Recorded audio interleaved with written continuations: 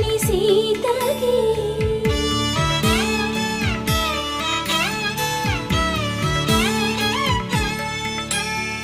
పుడతవి పునవేలు విడిచిన పుడమియల్లుడు రాముడే ఎడమ చేతను శివుని విల్లును ఎత్తిన రాముడే ఎత్తగలడా